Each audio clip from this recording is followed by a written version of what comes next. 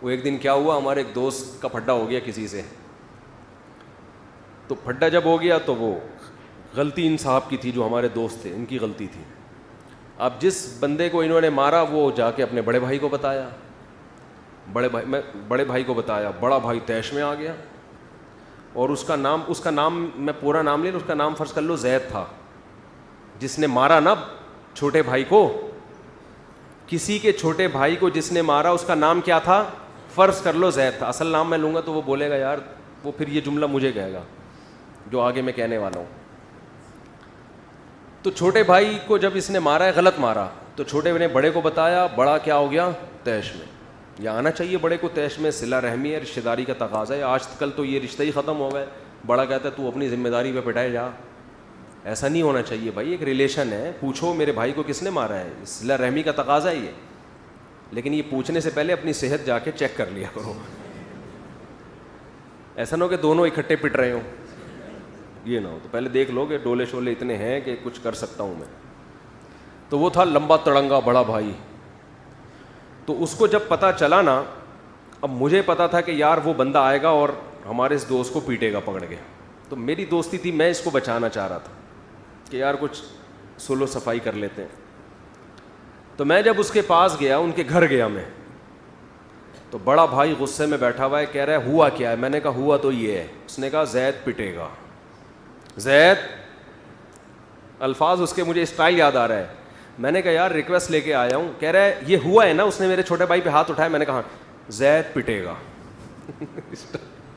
زید, یہ خبر ہے, یہ نیوز ہے, کچھ بھی ہو جائے زید. اصل تو یہ تھا جب اس کا نام لیتا میں پھر مزہ آتا نا, لیکن پھر وہ کہے گا مفتی صاحب پٹے گا. میرا نام سب کے سامنے ظاہر کر دیا.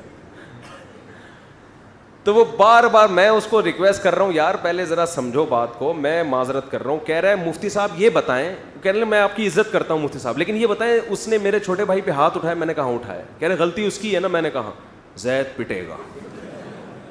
تو مجھے یہ واقعہ کم از کم 14-15 سال پرانا ہے, لیکن مجھے اس کا اسٹائل بڑا اچھا لگا. کہہ رہا ہے کچھ بھی ہو جائے زید پٹے گا. سمجھ رہے ہو. خیر نہیں پیٹا, پھر ہم نے پڑھ کے درمیان میں سلو صفائی کروا دی.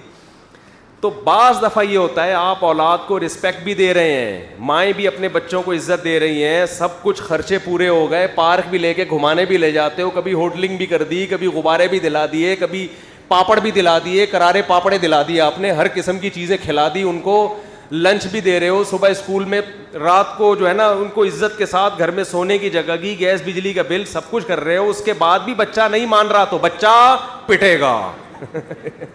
جبکہ گورنمنٹ کہتی اب بھی نہیں پٹے گا. یہ ہمارا اختلاف ہے. اب سمجھ میں آیا.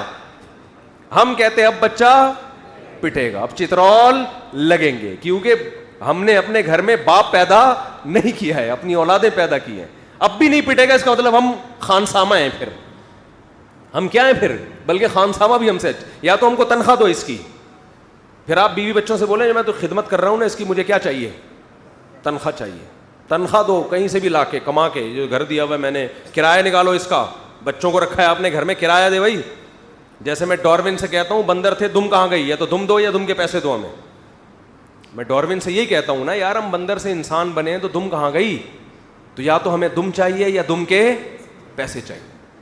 تو بچوں سے بولو کہ اب بھی اگر نہیں پٹے گا تو اس گھر کا جا سائیکل کی دکان کھول, پنچر لگا اور مجھے اس گھر کا کرایہ دے. بیوی سے بھی بولو کہ میں اس پوزیشن میں آ کے بھی آنکھیں دکھانے کے قابل نہیں ہوں, تو اپنے بھائیوں سے بولو اس گھر کا مجھے کرایہ چاہیے, اور جتنے انڈے پراٹھے آئیں گے آدھا تمہارا آدھا میرا خرچہ ہوگا. تو زید جو ہے اس کنڈیشن میں کیا ہوگا, زید پٹے گا. تو اسٹائل بڑا ٹائٹ تھا. کہہ رہے مفتی صاحب کچھ بھی ہو زید پٹے گا. وہ زید کی جگہ وہ نام آتا پھر مزہ آتا, لیکن وہ زید میں مزہ نہیں آ رہا. آدھا مزہ تو آگے آگے, لیکن جو پورا نام آتا پھر. خیر وہ نہیں پٹا, الحمدللہ بچ گیا وہ. تو پتہ نہیں کہاں سے کہاں بات چلی تھی, جہاں موضوع ادھر ادھر ہو گیا. خیر کوئی مسئلہ نہیں ہے. ہم نے کون سا کوئی تھیسس تیار کرنے ہیں, اسلامیات کے آپ کے پیپر ہونے والے ہیں کہ ایک ٹاپک پر آپ کو, آپ تو واضح و نصیحت چاہیے نا. واضح و نصیحت بکھری ہوئی ہی اچھی ہوتی ہے, سمجھ رہے ہو. بکھری ہوئی واضح و نصیحت کیا ہوتی ہے, اچھی ہوتی ہے. جو کام کی بات آئے پارسل کر دو. تو جو اللہ دماغ میں ڈال رہا ہوتا ہے ہم یہاں سے کیا کر رہے ہوتے ہیں؟